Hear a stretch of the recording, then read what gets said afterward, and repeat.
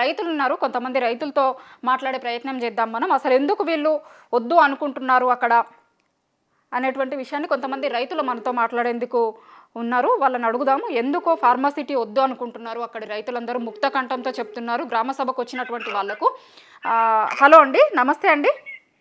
చెప్పండి madam.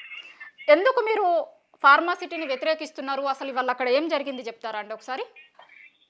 Madam, మేము ఫార్మాకు భూములు ఇవ్వడానికి సిద్ధంగా లేము. గత 8 నెలల నుండి మేము భూములు ఇవ్వము అని చెప్పేసి అన్ని రకాల దరఖాస్తులు కలెక్టర్ గారికి, ప్రజాభవన్ దగ్గర రకరకాల నాయకుల దగ్గరికి అందరికి మేము చెప్పడం జరిగింది. ఈ రోజు కూడా ప్రజాభిప్రాయ సేకరణ దుద్దాల మండలానికి సంబంధించిన ఒక పొలంలో ఏర్పాటు చేయడం జరిగింది.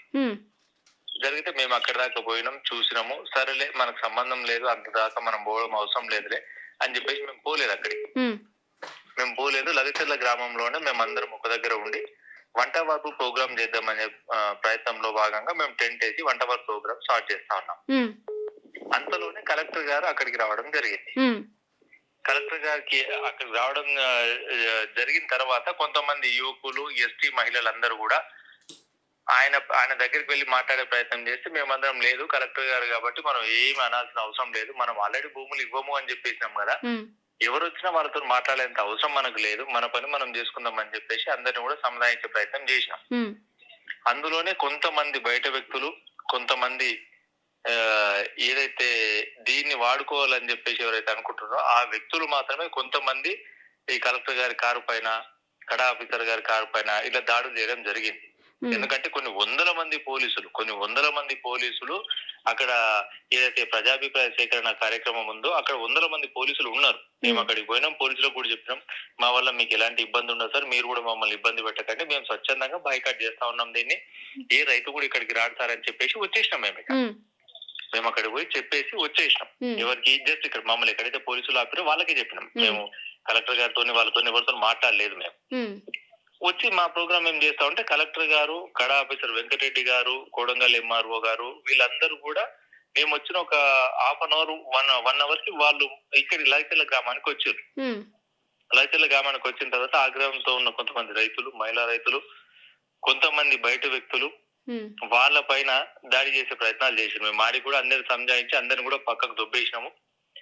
గొడవలు జరగకూడదు, మనం శాంతియుత పోరాటమే చేయాలని చెప్పేసి అందరిని కూడా పక్కకు నెట్టేసి. అంటే ఇది చాలా రోజుల నుంచి జరుగుతున్నట్టుంది కదండి? మీరు చాలా రోజుల నుంచి మేము ఫార్మాకి భూములు గత 10 నెలల నుంచి జరుగుతా ఉంది మేడం ఇది. మీరు ఫార్మాకి భూములు ఇవ్వడానికి వ్యతిరేకమా? దేనికి వ్యతిరేకమండి? అంటే అక్కడ ఇండస్ట్రీస్ రావద్దంటుర్రా, ఫార్మాసిటీ రావద్దంటుర్రా? అసలు ఏది అవసరం లేదు మేడం మాకు. ఎందుకంటే మాకు ఉన్నది 1-2 ఎకరాల భూములు. ఆ భూమిలో మేము వ్యవసాయం చేసుకొని ప్రశాంతంగా బతుకుతా ఉన్నాం.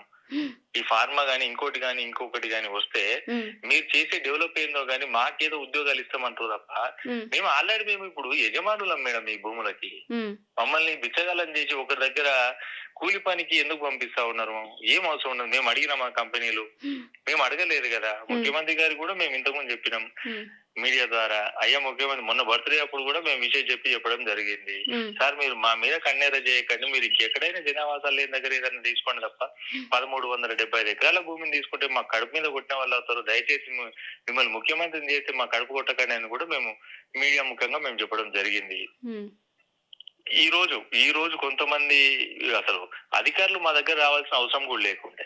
ఎందుకంటే ఇంతకుముందు రోడ్డు బండ ఏదైతే ఇన్సిడెంట్ జరిగిందో దుద్దాల మండలంలో అది మళ్ళీ జరగకూడదనే అధికారులు కూడా దుద్దాల మండలంలో పెట్టారు ప్రజాభిప్రాయ సేకరణ.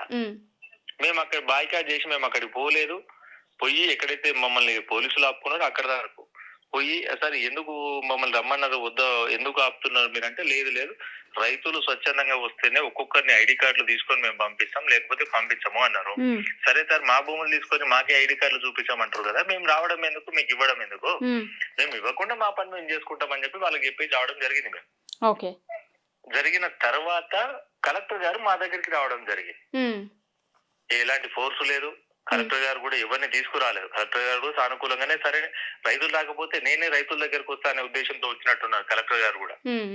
కానీ ఇక్కడ పరిస్థితి ఏమైపోయిందంటే మేము భూములు ఇవ్వమని గత 10 నెలల నుంచి మొత్తుకుంటున్నా కూడా ప్రభుత్వం వింటలేదు, అధికారులు వింటలేరు అనే దాంట్లో కొంతమంది మహిళా రైతులు, ఎస్టీ మహిళా రైతులు కూడా ఉన్నారు. మేము అందరినీ కూడా నచ్చజెప్పే ప్రయత్నం చేసినాం. ఎవరు కూడా ఎలాంటి దుశ్చర్యకు పాల్పడకూడదు, మనం అందరం శాంతియుతంగానే పోరాడాలి, న్యాయస్థానం దగ్గర పోయి కొట్లాడడం అనే మాట చెప్పినాం. అందులో కొంతమంది కారద్దాలు, కలెక్టర్ గారి కారద్దాలు ధ్వంసం చేయడం కూడా జరిగింది. ఇది సరైన చర్య కాదని మేము కూడా చెప్పినాం వాళ్ళకి. ఓకే అండి. ఓకే. థ్యాంక్ యూ అండి.